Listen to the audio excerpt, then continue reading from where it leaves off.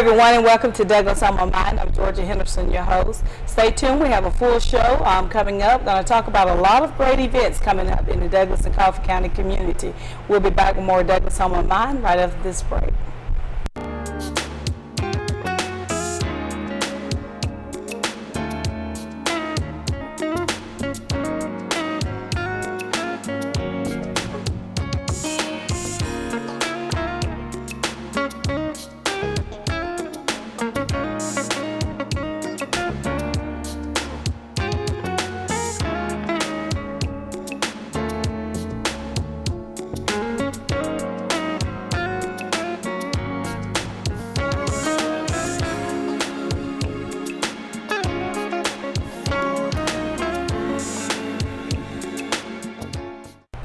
We're back from break, and thanks for continuing to watch Douglas on My Mind. Joining me on the show now is Carol Morgan, who is the president of the Coffee County Historical Society. Carol, welcome to the show. Glad to be here. Glad to have you here. For those who have not heard that we have a local historical society, if you would, kind of in a summary, give us a summary of the vision and purpose of the Historical Society. The Carver County Historical Society has a mission. We are to preserve, collect, and disseminate information on the heritage of Coffee County. A lot of people think this Heritage Station Museum is a Douglas museum, but it is actually a county museum. And we are at the city's discretion. We are managing that museum at this point in time. And we thank you all. Ever since you've taken it over, I guess less than a year now. Oh, yeah. Y'all have been doing great things over here. Tell us some of the work that you've been doing. Well, we actually started in August when we opened the museum up for the again, and we have had several groups in on Saturdays and nights. We have revamped some museums exhibits, and we've got some new ones coming through. Right now we've got the West Green History exhibit, and we'll soon be putting up one, Memories, Traditions, and Holidays. Okay, and I've taken a look at that exhibit, and it's great. A lot of great memorabilia and historical artifacts in there. And we've had a lot of people from the county come in to view the exhibit, which is what we want to do. We want to get folks in. That's it, that's it. And tell us the hours of the operation. We're open Thursdays and Fridays from 10 to 4, and on Saturdays from 10 to 2. Okay, and you have some programs coming up. We have some wonderful programs coming up. We just had a reptile show last Saturday, and this Thursday night we're having Preserving Your Past. Todd Womack is going to talk to the group about how to preserve your pictures, your newspaper articles, your fabrics, all of those things from your past to keep them longer. And that's so important. Very. We can think to just stick them in an album on paper. It does not work. After being at the museum, I realized there are certain types of paper and plastics and gloves. There's a method to the madness in a museum, I promise you. Well, that should be a very interesting workshop. It will be. It will be. Okay, and you also have a holiday exhibit. We have a holiday exhibit coming up. It starts the 12th of November, I think. I'm really bad on dates off the top of my head. But it's on old toys, old decorations. We're going to feature people will be writing their memory of their favorite holiday time. Thanksgiving, Christmas, New Year's, Kwanzaa, it doesn't matter. This holiday season, we want to include everyone. So we're asking the folks, if they would like, drop by their memory, and we'll get it typed up and on a poster, and we'll display it in the museum. Well, does it have to be only a written memory, or are you going to we're going to have people up here talking about it also. But since we're having the antique toys, we're also going to have an area where kids can come in and play with toys. It's so unfair for kids to see all these toys in these cabinets and can't touch them. So we're going to have somewhere they can touch them. Yeah, if I was a kid coming in, Mama would have to watch me because I got to get into that cabinet. Well, that's neat. So if someone have an antique toy, vintage toy, they want to pitch, we're not taking anything later than 1975. Okay. And we'd like the older ones first, but some of us can't save everything. Okay, so they should just give you all a call. Just give us a call or come by when we're open. We'll have volunteers here, and we always need volunteers, and they'll be able to take the information about the item and the item. Okay, and another event you're participating this year in Holiday Open House. We're participating in Holiday Open House. We're going to have a raffle. We are also having door prizes, and we're going to have vendors outside the museum, and we're so excited. Okay. So excited. Well, as you and along with the other committee have been working with the Historical Society, what are some of the needs that you see? We see a need for people to preserve things, and most people throw things away. In the West Green exhibit, a lot of things were donated when someone bought a home, and upstairs in the attic was boxes and boxes of old photos, some of them from the Civil War era, and we have no idea who they are because the family's all gone. So those are the things. Please just save your items, but make sure you know who's in the picture and who the article is about. Okay, okay. You mentioned earlier that you always need volunteers. We what are always you looking do. for in a volunteer? We're looking in someone that is, first of all, will show up, all volunteers. That's key. That's the key. You got to be here. And we're looking for someone with an interest in history or heritage.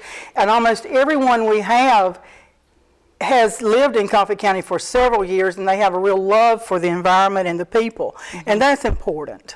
That is good. So if anyone is out there and you have some free time, give Carol Morgan or the museum a call, 389-3461, and they will let you know how you can get involved. Definitely. Okay, also tell us about the membership opportunities. We have several levels of membership for the Historical Society, and our membership actually funds the programs that we have at the museum, whether it's a night or daytime, or even helps gather stuff and preserve stuff from other people. So membership starts at basic at $25 for patrons and goes up to $250.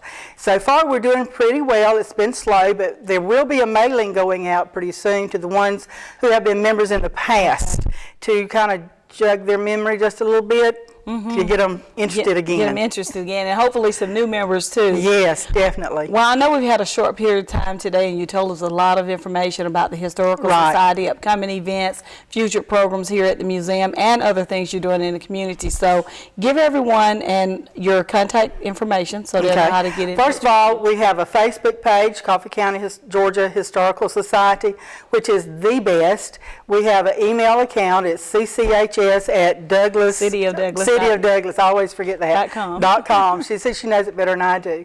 And you can always call, but if you do those online, or if you drop by even when we're open, we'll be glad to talk to you. Okay. Well, Carol, you and the committee keep up a great work. We'll try. All right. And thank you for being here today. You're welcome. All right. We'll be back with more Douglas on My Mind and Fitness Buzz from Gina Gibbs right after this break. Hi, I'm Gina. I'm with your Fitness Buzz, Douglas Coffee County Park and Recreation, and I've got some news for you. But before I do that, I want to invite you and encourage you, if you have a hobby or interest that you would like to share and makes a little extra cash for the holidays, call me at 912-383-7332.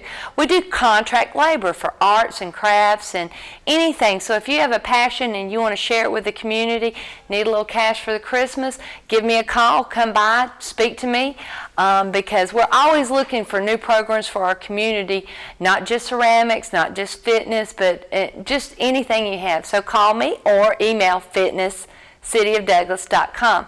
So excited! Christmas holidays are coming up. We have a new program. We're so glad to have Stephanie on board. She will be doing our robotics Legos, not like the little plastic ones, but during the holidays, November 24th and through the 26th, we're going to have Lego engineering. And then also in November, a later class, we're going to have Lego robotics. And this is so cool. It is video game making class. Let me repeat that. Video game making classes. I mean, you know, the kids are right here. Let's teach them how to do something. And also we're going to have a pullback car class. Now these are for Legos. Please look on Facebook for all the dates and times and prices. It's Douglas Coffee County Park and Recreation. Want to remind you that our Wiregrass Artist Guild is opening for new members. We have a guild here that does a lot for our community, children's art that is free to the community. Also water aerobics, now's your chance. We have one session left. It's a 4-week session, so if you didn't want to try the 8-week, it's half price. We'll be doing it in November. You will love it. It's wonderful. I can't say enough. So go by Douglas Coffee County Park and Recreation, 200C South Madison, and register for that. Also, our Moving Easy class, get grandma, aunt, uncle, can't stand very well. Our Moving Easy chair exercise class is each Tuesday at 10. Listen, if you get Aunt Susie up, she'll feel better and move. Also, Pong is teaching a basket and drawing class. If your child has an interest, or adults, he's right now been teaching mostly adults. It's on Saturdays from 9:30 to 12. Call the Recreation Department or myself, 383-7332. And Stephanie would love for you to come during Breast Cancer Awareness. She's giving a free class and want everybody to wear pink. And I know probably by the time this is aired, you'll miss it, but come for your free class of Zumba. First time is always free. I'm Gina. Look for Douglas Coffee County Park and Recreation on Facebook, or give me a call. I'll get you up and moving.